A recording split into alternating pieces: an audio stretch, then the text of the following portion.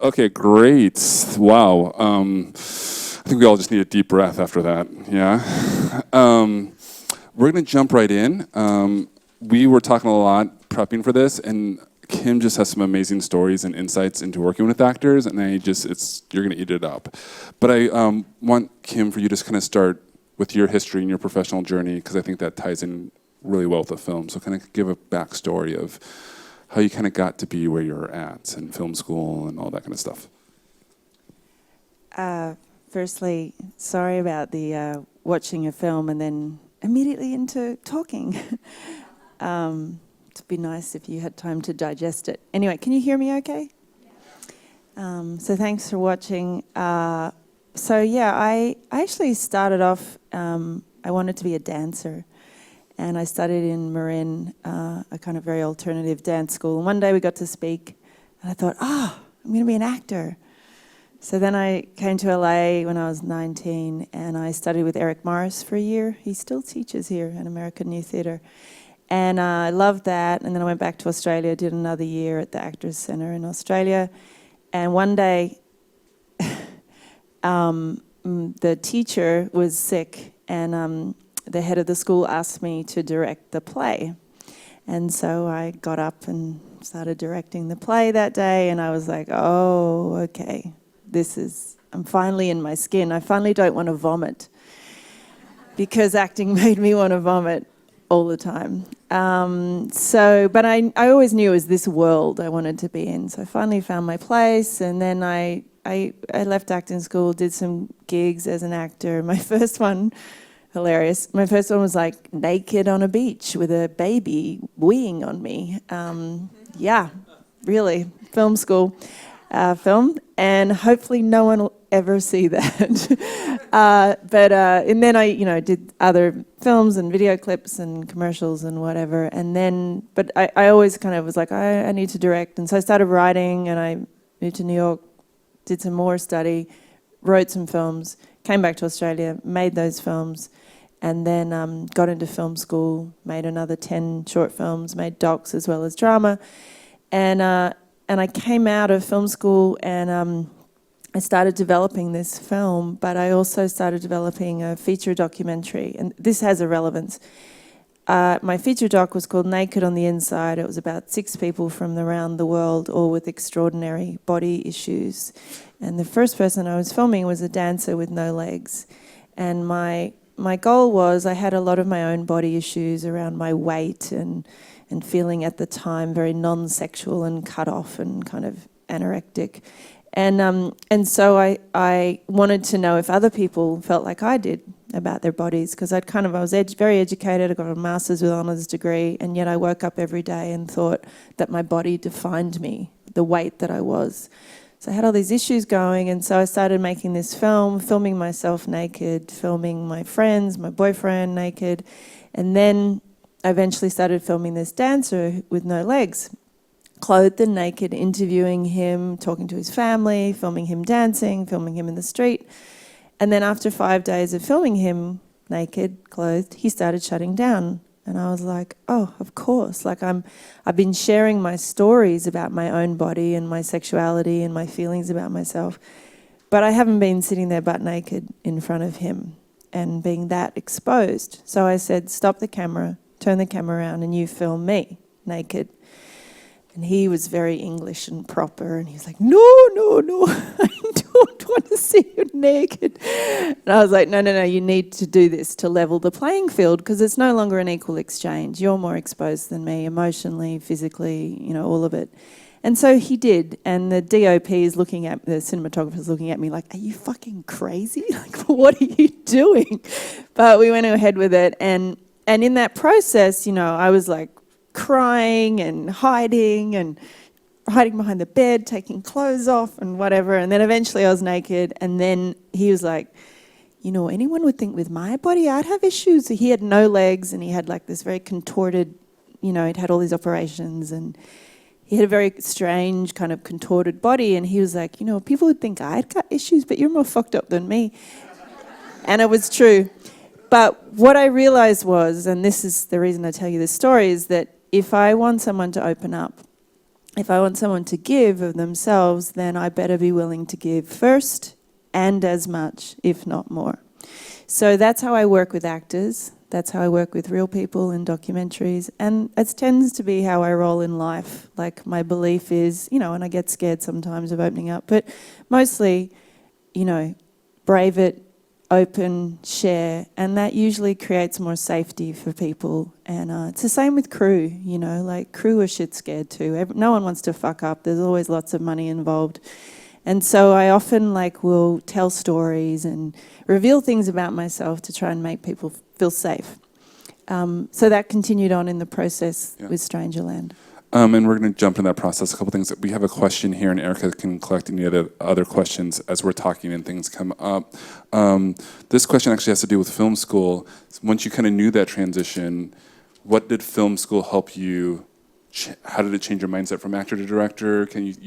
How was that kind of process helping you to discover what it means to be a director versus you just being an actor and falling into it in the plays and everything? So because I studied as an actor, and my brain is hardwired like an actor thinks. So when I direct a movie, I do all of my prep first as if I am each of the actors. So I do, I work out if the script doesn't tell me their backstory, then I work out, well, how did they become an elite athlete, for instance? So then I'll imagine what it would have taken and what kind of training they would have done and blah, blah, blah. So I work out, in every single scene, what do I want? What do I fear? What are my obstacles, inner and outer? What's my history with this person? What's my relationship, with this person, the dynamic? What's my given circumstances? Where am I coming from? Where am I going? What do I need? You guys all know the drill. So, but I do it for every single character, and I work out, for every scene, I break it down, all the beats, 3 actions that I could play in each beat that I could suggest to the actor if they haven't come up with their own. I work out antithesis actions, contrary actions that they may not have thought of for the scene to spice things up.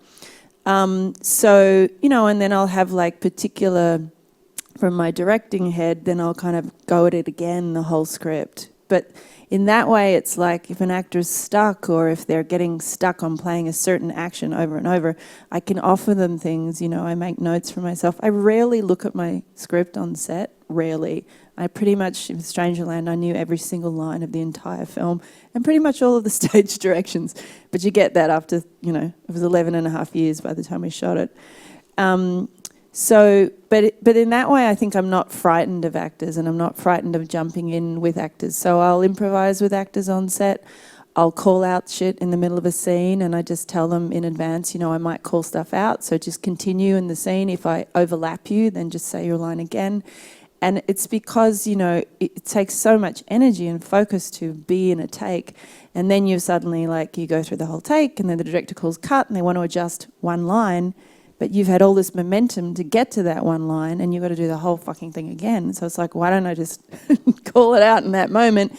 And, if you have to redress with standby props, they can do that quickly. It's just, I tend to run long takes, so I'll do a take, and I'll do 2 to 3 runs of the scene in one go without stopping. And, I brief everyone in advance. I'll do things like run the moment before. And this is not just with younger actors. This is with actors of all ages, like Nicole, Joe, Hugo. I would be running the moment before. I'd get them to improvise. I'd get them to improvise during a take. I'd call stuff out during a take. I'd challenge them. I'd confront them during a take. Martin and I worked together. I was yelling shit out, And often, for me, it's if an actor is in any way blocked in a certain moment, what I do is I talk to the demons in their head. So if it's often our own stuff that I find, our personal stuff, our baggage, our story that gets in the way in the moment, in a scene. So I'll call stuff out, which it's like I'm appealing to whatever that voice is that's blocking the actor, or I might be, for instance, there was a scene with Joe where he had to really access his rage, and so we did a personalization, or some people call it substitution, moment before the take where he was talking to somebody in his life, in his real life, he had a parallel need to the person that he was doing the scene with, the other character. So he was like, you know, I was kind of setting the scene in terms of, you know, that person is doing this thing to you, reminding him of what really happened in his real life. And are you going to let that fucker stop you? Are you going to let them, you know, da-da-da? And really riling him up. Now, he knew that I was doing that to help him get to where he needed to be take after take, because it's not just for him, it's for the other actor, so that he can give the same dynamic performance with as much of that, you know, truthful rage behind it. So I find, you know, like pushing past the blocks that come up is something that directors can help actors with. But there seems to be this whole, like, I don't know where the fuck it came from, but this whole, like, thing where actors are supposed to do it on their own. I don't get that. I'm a director. I'm supposed to help you, right? That's part of my job, is to get the performance from you guys. And yet when I go onto other people's set, I see it's like all the crew and everyone gets to talk really loudly and do their thing and move around the gear and, you know, whatever, fucking trucks and blah, blah, blah. But then it's like the actor's meant to be like, it's just like this incredible force that just suddenly, you know, on action, it's all there. And so I really encourage actors, and, you know, anything I say, obviously take it or leave it. But I encourage actors to make the set their own. So if that means, you know, that you're yelling at your grandmother or your boyfriend or your whatever you need to do before a take, if that means you're, you know, like reading out, one of the tools that I give actors is to write, you know, if you, let's say you need, in this scene, you need to access deep grief, right? And rather than just going dry from like, oh, I'm just chatting to the makeup artist, to, you know, like you're heaving sobs, how about, fuck the makeup artist, no offense to makeup artists, but how about you use that time while we're rolling up, or you say to the director, you know what, can we do a late roll, you know, which means slating at the end of the take, and I just need to read this thing out. Can I read it to you? And if you don't trust the director, can I read it to the second AD, or maybe you read it to another actor who's not in the scene? And I encourage them to write a bit of their own autobiography, a moment from their own life which parallels what the character's going through, i.e., you know, if you're going through grief, then you write something that triggers your grief. And when you read stuff out, I don't know about you guys, but every actor I've ever worked with that I do this tool with, when you read stuff out, you have to own it because you're reading it. And so you have, like, it's so beautiful, like you've got the little, you know, the actor whispering to the second AD. ADs love it. They totally lap it up. And so you're reading this bit of autobiography, and then the director can be watching you and they see the emotion come like a wave. And that's when they call run scene, and everyone buttons on, nobody misses it. Everyone's so like waiting for this moment. And the actor hasn't gone through, you know, and roll sound and speed and take one, blah, blah, blah, blah, and all that shit. Oh, and suddenly we've got a technical problem. They haven't wasted their energy while all that's happening. They are completely focused in the moment, accessing something real. So I'm a director who totally believes in using all of the shit from your life. That is your gold. That is your absolute gold, you know. So things like that, again, but it's the actor owning the space. It's the actor, it's your mug on the screen. You're the dude or the lady who, at the end of the day, we're looking at you. Nobody cares what the makeup artist or the hair lady or the focus puller thought of you. Nobody cares. It's you on the screen. So in that way, whatever you need to do to claim the moment, you know, if you need to punch the air, Larry Moss does this thing, I'll show you. You're like, fuck you, motherfucker, blah, blah, blah. And because you're being physical like that, it's like triggers off any rage that's inside of you. If, for instance, in the scene you need to be attacking or annihilating someone. God, that was a long monologue. No, that was great. I'm Clap it sweating up. now.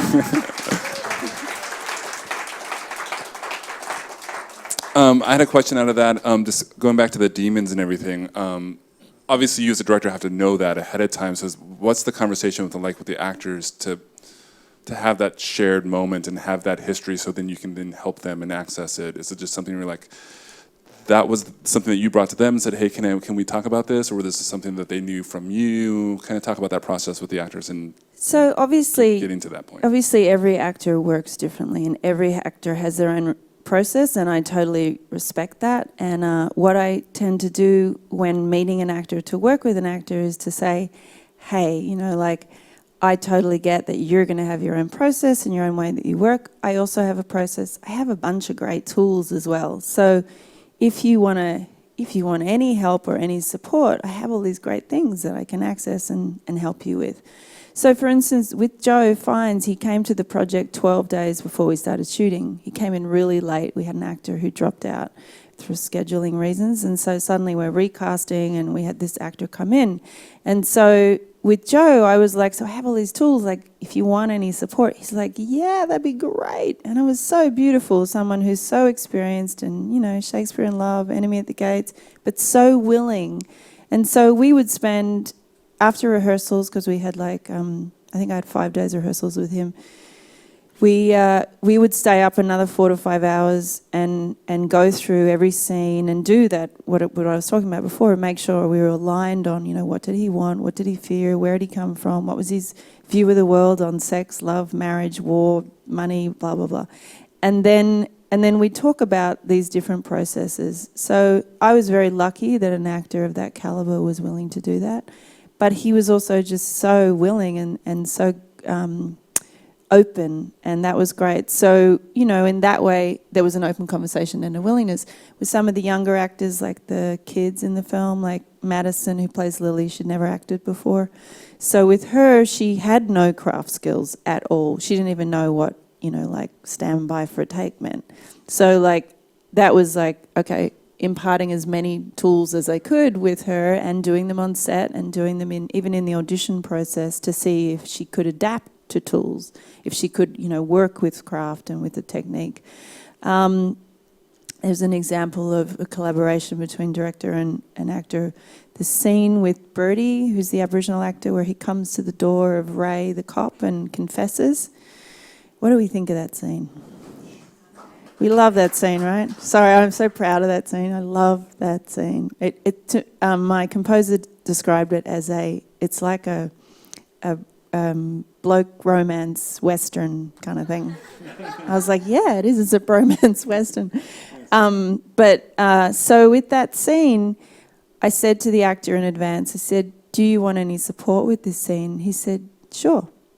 And I was like, cool, great. And I was like, okay, so how about we do a sense memory exercise before the first take? And, and obviously, as you all know, you shoot different sizes. We shot a mid-shot and we shot an MCU of him. And we shot 2 of each. So we had 4 takes.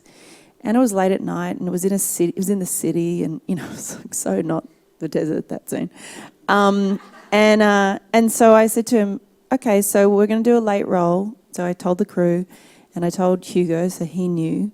And I just talked.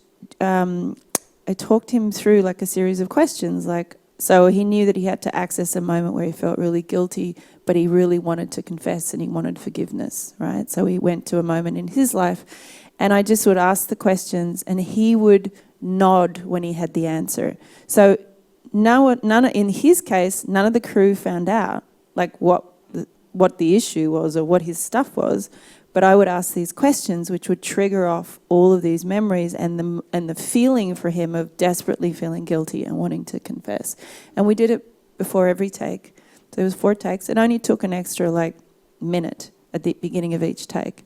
And that minute, 4 minutes total, it's powerful, and it really made a difference. So for me, there's also the humility of the actor being willing to also receive support from a director. Obviously I don't work with other directors because I'm a director. So I don't get to see, I've been on sets, but not a lot.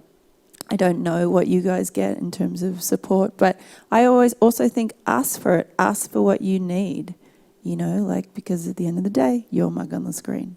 And talk about the flip end, because you talked about it's an extra 4 minutes, which as an actor, sometimes you feel rushed because the production's rushed and everyone's rushed, and that just becomes a general, like we talked about, machine or mindset. Talk about how, that extra 4 minutes isn't that much. And that Well, it's not, because it's when you think, I had such a low shooting ratio. So if you don't know what that means, it was like, so, you know, so for instance, in that scene, I shot 4 of Birdie and I shot 2 takes of Ray. So that, you know, it's very low in terms of the amount of footage that I'm shooting to get the scene in the bag. And it was the same across the whole film. The only time I shot more than like 4 takes was when we had big technical scenes with lots of actors and, you know, cranes and whatever. So in that way, it's much more economical because I'm landing the performance a lot quicker, you know. And for the actors, it also means that they're not doing 26 takes because they don't understand what the hell does the director want, you know. Or that they just haven't been able to get there themselves and just needed support. And I think that's, you know, like, why not? Why not give it? Why not accept it? Why not have it? And then talk a little bit, we talked about in the green room, emotional pacing and how, give us some context of some scenes and when they were shot in your production schedule and how the actors had to emotionally kind of pace themselves and know where they were and all that kind of stuff. Can I come back to that question? Because I just thought of something.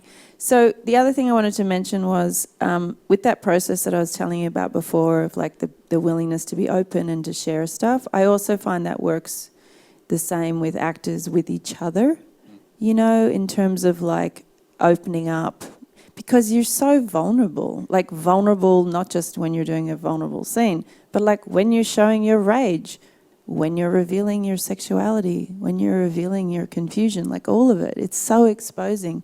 And so to me, it's really important for the actors to have time and space to actually have a conversation before they go on set and play a sex scene, or, you know, like before they get beaten up by each other, to create some trust, you know, like to create some safety. So again, like I will often sit down with the actors and tell them stories and make a fool of myself and reveal stuff and whatever, so that there's like a space of permission to, you know, create some kind of bond or some kind of commonality of pain, sometimes it is. But say with Nicole, I met Nicole once before we had 2 days rehearsal with Nicole.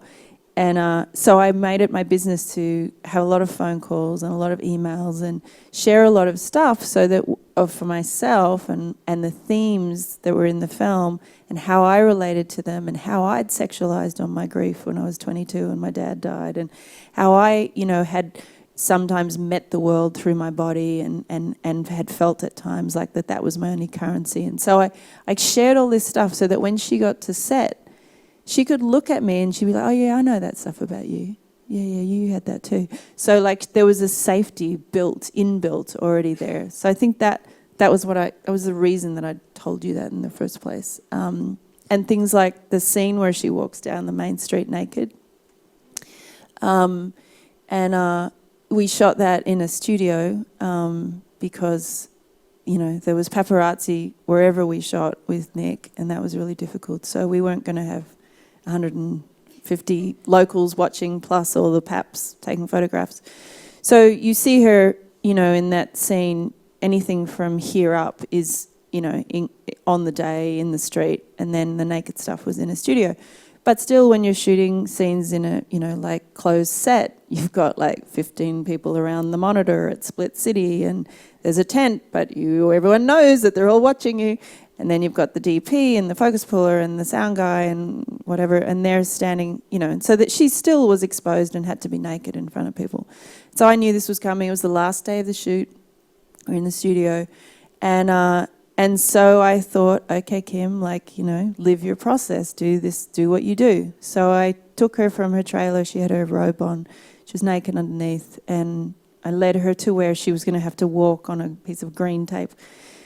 And said, okay, Nick, so, and she was in character and she was ready to go, and you know, there's a lot of pressure, and there's, you know, we all have stuff around our bodies, and so I don't assume that because she's made 65 films that she's just going to be like, yeah, walk in the park, whatever. So I took off all my clothes and I did the walk, and all I heard was this tearful, thank you. Got to the end, came back, got my clothes, and we did the scene. And it was, you know, got back into the tent and the crew were like, The continuity girl thought that I was Nicole. And she was really confused because the colours were different. Anyway, so very funny. But it worked because then she felt safe and then she could do the scene. So I think to me it's about, in terms of having a willingness. Now I'm a director, you guys are actors, most of you, or maybe there's some directors here too. But again, I think it's that willingness, and then how do you self-care? How do you put yourself back together at the end of the day? And no one taught me that at acting school. So I also coach actors, and one of the things that I say to actors all the time is like, what is your self-care system? Like, what do you do for you? Because you've exposed all of this stuff, you've done all this stuff, you've been yelled at all day by some other actor in a scene, you've made love to some actor you're not even attracted to, you've done all of this stuff, you've dealt with the crew, you've dealt with cake of makeup on your face and crazy directors and whatever. How do you put yourself back together? How do you look after yourself? How do you love yourself? The place that you've accessed all of that emotion from, how do you give love and care to that part? So that to me is really important, and I really encourage actors when I'm working with them to have a process, to self-soothe, to, talk to their inner child, whatever you need to do. Because otherwise, if you don't take care of that part, it stops showing up. That's my experience. And I've seen it in actors where the kid inside, which is where our imagination and a lot of our emotion comes from, goes, fuck you, I'm done. You didn't look after me. You stayed up all night. You gave me shit. You were beating me up about take 3. Fuck you, I'm out of here. And they don't show up the next day. And then you're dry. So it's for me, that's really important. And it's the same for me as a director. How do I self-care? Sorry.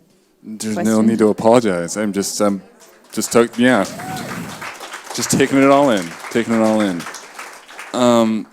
We talked a little bit about the last scene, and we're recording, so I don't want to give anything away. But talk about because kind of going back to the idea of the emotional pacing, because as an audience member, I interpreted of wow, he had to pace himself for that close-up, and you talked about, no, he delivered every take the same way. So, but that, where was that process in shooting where he was able to do that? Talk about some of the other scenes with Nicole, because Nicole obviously goes through such an emotional journey. When were some things on day 2 that she had to prep for really hard versus the other days? Go. Yeah. Okay. Go. Okay. So the scene where Nicole goes to Hugo's house later in the story. I'm going to try not to give it away. But we all know the scene, right? So that was shot on day 2 for her, of her schedule. So we had her for 5 weeks out of our 6 weeks shoot. So on her day 2, we had to map a scene that was right towards the end of the character's journey.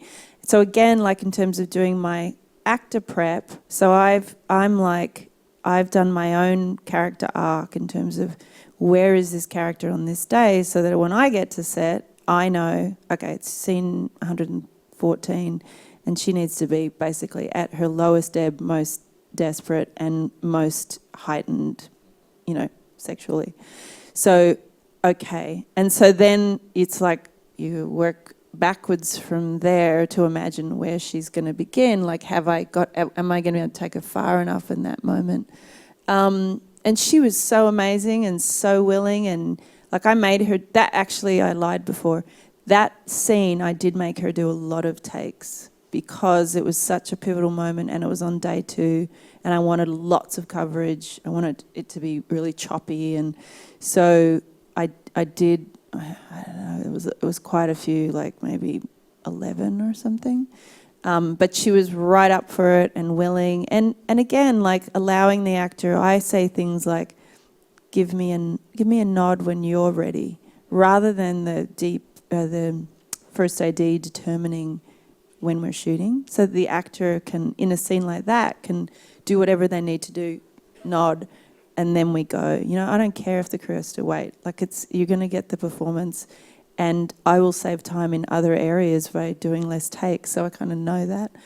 But we also talked, Nick and I talked about, when do you want to shoot this? Because like I can put it on day 2, I can put it on day 1, I can put it on day 3, but that's all the choices you got, And she was like, give me a day to adjust. So the first scene you see, her first scene was the scene in the cop shop where they're covered in the dust.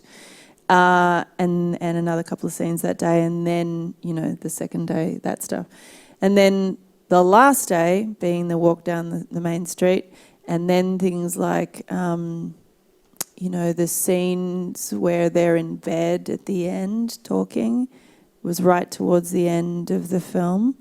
And that was difficult for me because I had, these kind of climactic scenes, some of them earlier on, like the actual main street with the town and all the locals was like day 6 of the shoot.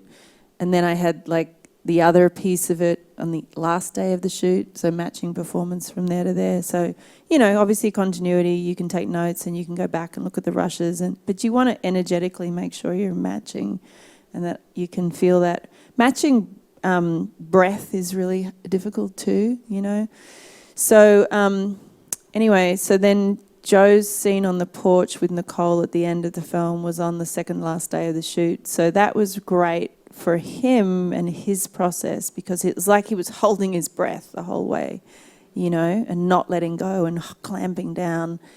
And then and then he got to, fully let go. But interesting things like Nicole, she's very astute and very smart woman. She said to me, because some actors are really tactile and some directors are really tactile, and Joe's a really tactile person. He's like so friendly and sweet and kind. So we'd be rehearsing and he'd always touch you on the shoulder or give you a pat or, it's so kind and sweet and generous. And so he'd do that with Nick as well. And she came up to me and she said, Kim, I don't need that and I don't want that. And actually it's not good for my character right now because what I want more than anything is touch.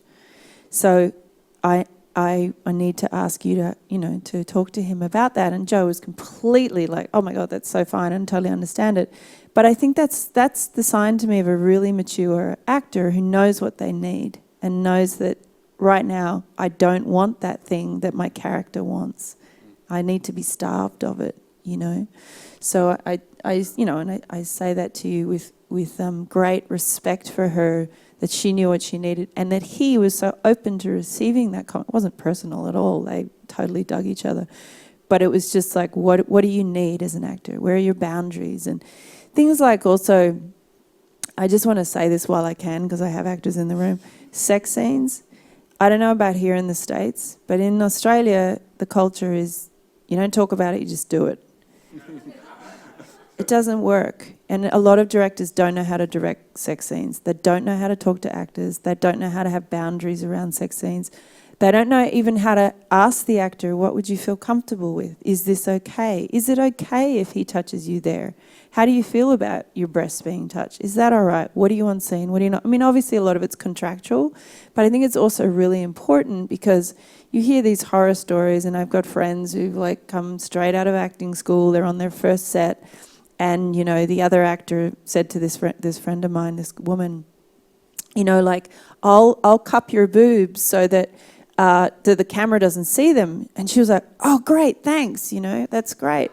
And then they shoot the scene, and she doesn't know anything at that point about filmmaking. The scene's shot from behind her.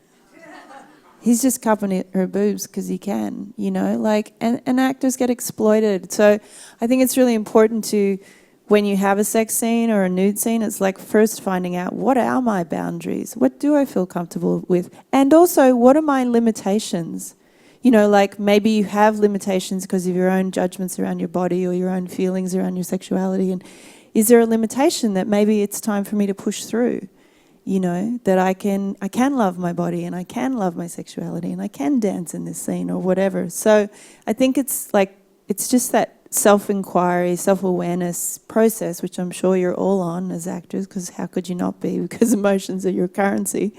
But I think it's undervalued in terms of the actor's right, like right to own how they feel about shooting, particularly things like sex scenes, but also violent scenes as well. I think there's so much pressure and we all want the gig that we often agree to things and then feel like, ugh, afterwards. Well, and it's excellent you said that because I was thinking about the fight scene in the movie when you were talking about the sex scene, about just Joe having, probably you guys took that time to really kind of process that and really kind of feel safe with each other, because that's a scary thing for an adult to have to do to a younger actor, and even if they're over 18 or whatever the case may be, it's of par of that, of just that kind of stuff of like safety, and it's just like everyone's on the same page and everyone feels safe in that whole process. So. Yeah. So for instance, with that scene, the fight scene where Joe beats up Birdie, we blocked it out with the stunt coordinator. We first talked about, what do you guys feel comfortable with? What do I want to see in the scene? Like, what kind of violence is it? And is it scrappy? And does Birdie fight back? The answer was no, because he feels guilty. And also he's a big man. And so we kind of got clarity around that. And then we, okay, how, and this is the great thing about crews, they're so experienced. It's like, okay, so I say to the stunt coordinator, I don't know how to do a fight scene because I don't fight. So what are we going to do? Like, how can we make this real? And what's the best way to shoot it? And the DP's got ideas and, and so, and then, in the end, when he's like beating the shit out of what you cleverly think is the actor's face, most of that he was beating a mattress, So, but then, and then you've got we all know you coordinate it so it looks like he's getting punched, and makeup helps. But also, I was like screaming at Joe and that's why I talk about talking to the demons, like screaming, because he was like getting his stuff out. And I was like, I knew he was thinking of someone in particular because we'd mapped out who in his own life he had a time in his life where he could kill. First thing I did was told him about a time in my life where I could have killed my ex-boyfriend who cheated on me. And I wanted to axe his head. So I shared that. So then he felt safe to share with me a time in his life. And so I knew who he was talking about. So we worked out code words. So I was like giving him code words and yelling shit out to really also to encourage him to be that vocal, be that aggressive, be that, have that moment. And it worked. Amazingly. We're going to stop here just because we could be here all night, but you're going to come back because you live in LA now, so we're going to have her again for sure. Yeah. Thank you. Thank you. Thank you.